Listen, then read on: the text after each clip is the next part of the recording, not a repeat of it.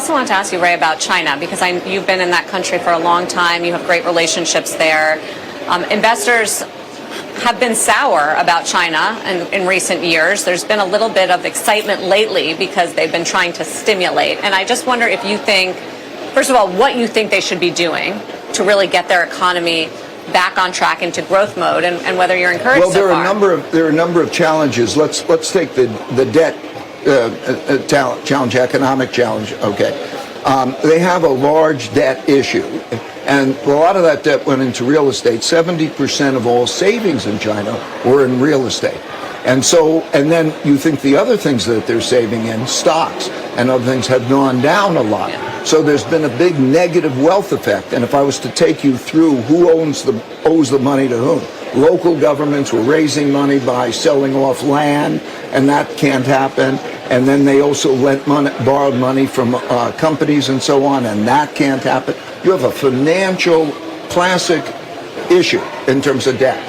And there needs to be a debt restructuring. In other words, how do you deal with these things? There have been many of them through history. You need to do two things. You need to restructure the debt and clean it off the balance sheet and so on. Very difficult process, very politically sensitive, because the person making the decisions has an effect on the wealth.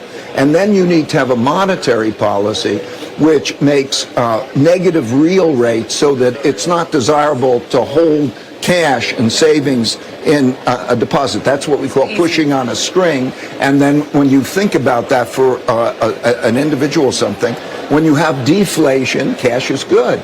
When you have credit problems and the market's not doing well, cash is good. So you have to make cash not so good, and you have to do that. That's the formula all through all time. Now, it's a challenging formula. How they approach that will be very important, and they're in the process of trying to figure that out. So there's that problem. In addition, of course, we have the world economic problem, the problem with the United States in terms of the conflict, problem with foreign money, the worries about a lot of these things in China. The nature, is it still glorious to be rich? Deng Xiaoping said, it's glorious to be rich. Do they still feel that way? Entrepreneurial environment in which there was, a lot of buzz happening and a lot of entrepreneurship and so on. And it's more difficult now in these things. So it's a very, very challenging environment that could end up being, is China like a Japan situation in which that lingers and it becomes a problem? Or are they going to do the reforms and make that move?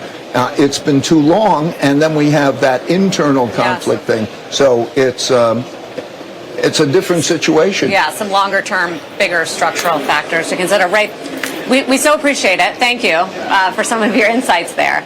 Thanks for taking the time. Oh, it's always a pleasure. Yeah, you too. Ray, that was Ray Dalio, of course. Trip around the world a little bit and some of the thinking behind how he sees the world and what it means for investors. Back over to you guys. Sarah, thank you. And thank you for bringing that to us. Quick note as we head to break right here. Join the CNBC Delivering Alpha Investor Summit here in New York City. It's November 13th.